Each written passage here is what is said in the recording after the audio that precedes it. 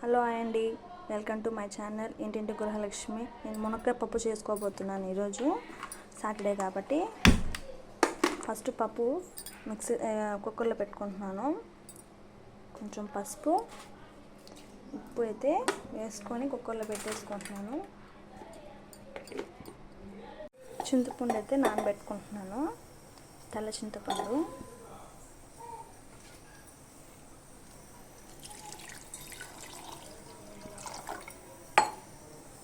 ఈ విజిల్ వచ్చే లోపల నానిపోతుంది. మునక్కాయ అయితే కట్ చేసుకునేసాను. కడిగి ఒక గిన్నెలో పెట్టుకుందాం. ఉల్లగడ్డ అయితే ఉడకపెట్టుకుందాం.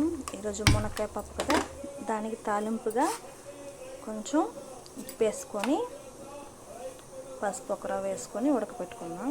ఉల్లగడ్డ ఈరోజు సాటర్డే మా ఇంట్లో మునక్కాయ పప్పు, అలాగే ఉల్లగడ్డ తాలింపు. పప్పు అయితే ఏం వేసుకుందాం. మా బాబు చూడండి, పప్పు కావాలంట, పప్పు గుత్తి, అందుకని వంగుతున్నాడు. వాడి కోసం అయితే పాటలు పెట్టాను, బాగా ఎంజాయ్ చేస్తాడైతే. పప్పు గుత్తి కావాలంట వాడికి.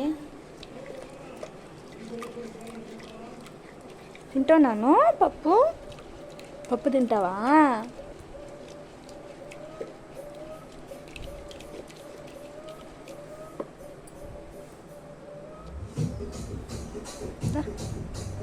మరేమి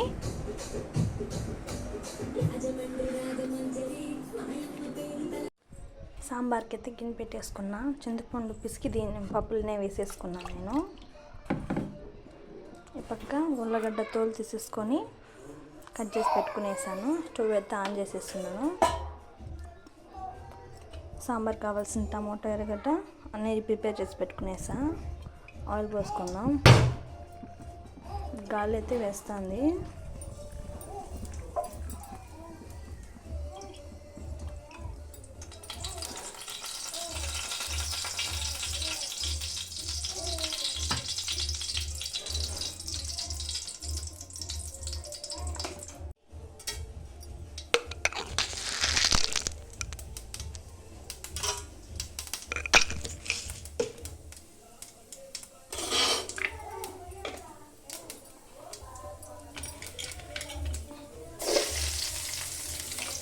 ఉల్లగడ్డలు వేసుకుని వస్తున్నా. ఇది ఉల్లగడ్డకి, ఇదేమో సాంబార్కి.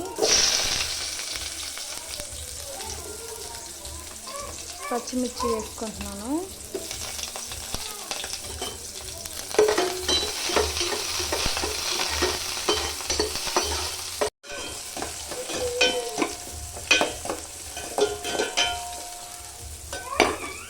పసుపు అయితే వేసేసుకున్నా. ఒక ఉప్పు వేసేసుకొని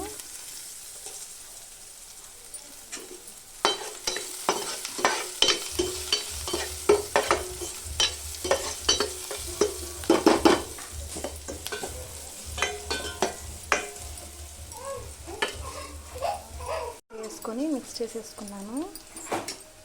ఇప్పుడు సాంబార్కి టమాటో అయితే వేసేసుకున్నాం.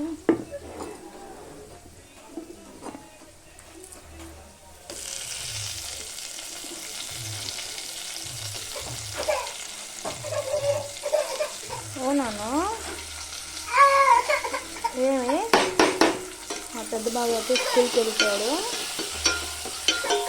మా చిన్న బాబు ఈ టైంకి అంత నిద్రపోతాడో ఏమో, ఈరోజు నిద్రపోలేదు. ఏనన్నా ఎత్తుకోవాలా? సరే ఉండు, అయిపోయింది. టమాటో వేసేసుకున్నాం, మూత పెట్టేసుకున్నాం. నీళ్ళ కోసం అయితే ఏడ్చాడు వాడు. కారం అయితే వేసేసుకున్నాం.